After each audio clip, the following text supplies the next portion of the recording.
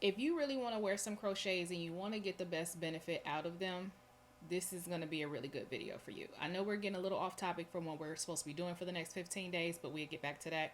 I got a comment yesterday, and the lady had asked a question about a set of crochets that I had did. And I'll link the video below in the description so that way you guys can get that one too. Now, the question that she had said was, these crochets are quite big in comparison to the in comparison to the braids. Now, basics on getting crochets. Let's just think about what a crochet is supposed to do, what a crochet actually does, because that's going to help you all in choosing the type of crochets that you get, how long you're wearing them, and what type of install that you're supposed to be getting. So there are different installs for crochets, as we all know. Now, I did this girl's crochet specifically. Her braids were double the size of her crochet braid, her base braids. The reason it was done that way is because she had some really thick box braids that she had picked out. Now, I don't know if any of you guys have ever worn crochets and you got the box braid ones, but we all know they heavy. They're not light. It's not anything that is going to be gentle on your hair, because the hair that is actually used for it, when they're doing it, it's machine made, so it's super tight, and the more that you get on there, it's going to be heavier. So not only do we have to pull that tight braid through a braid, we are also putting multiple braids onto a cornrow that is there. A cornrow is not supposed to be holding that much weight, so you have to make your cornrow big enough to hold the weight of what you're putting on there. That was the basics on why they had to be bigger. Then on top of that, you have to think about how you're wearing these crochets. She was getting a pull up method crochet as the base. Now, those patterns, we are intending on the person to pull them up. That's why that pattern is there. It's to be able to be pulled up into a ponytail, so that way you get a nice sleek ponytail. It's not too big. It's not super bulky. Like, it's meant to make a nice pull up ponytail. And if we're going to do that, and we already know we're putting heavy braids on there, you need to account for what you are putting on there. So say for instance, if you guys were getting some crochets done and you want the crochets to lay flat, two things you want to do.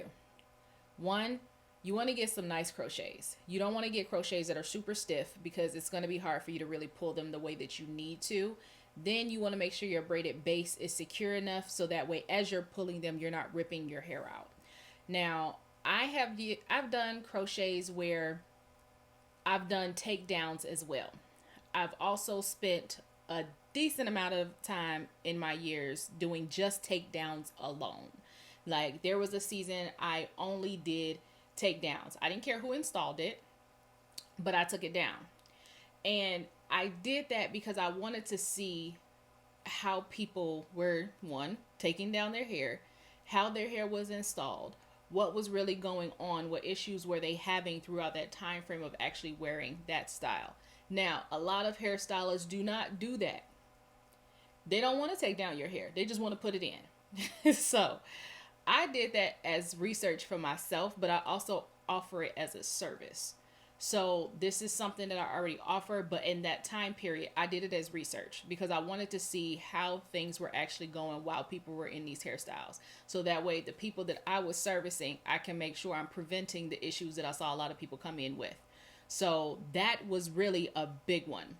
When you're getting crochets, you got to think about how you're going to be wearing it. And that's something that you want to tell your stylist and stuff too. So if you want to get a crochet done and you're like, okay, well, I really want to pull it in a ponytail, I don't want to wear it down all the time, you need to let them know that, so that way they are braiding according to what you're about to be wearing. Because if you are getting, say for instance, you go get a crochet done, your intentions are to pull it up, and you get an install that's for wearing it down, one, is not going to look cute. Two, is going to actually put extra tension on areas that it shouldn't. Because when people were coming in, they had where the hairline was pulled back, going around the perimeter of the head. I know they were pulling it as a ponytail. They were pulling it back, pulling it to a ponytail, even if they didn't tell me, because that just doesn't happen like that unless they had a braid base that was too small for the install that they got. So if they got, like we did for those crochets, this girl, she had some super thick crochets. We had people that came in, they had really thick crochets, but they had this tiny braid, really, really, really tiny braid, and the braid was just hanging. It's hanging because it's so heavy. Tension is not just from tight to the scalp. Tension is also from pulling and hanging. So that has to be thought about when you're doing your installs, when you're choosing your hair. So keep that in mind when you guys are doing that, because you want to make sure that, one, you benefiting from this. Most of y'all that I know that get a crochet done, they're getting a crochet done for one because they don't really have time to do their hair, but they're actually expecting to get some growth in that time, in that style too. Now they are going to get growth, but in my client's mind, when they hear growth, they want to see it too.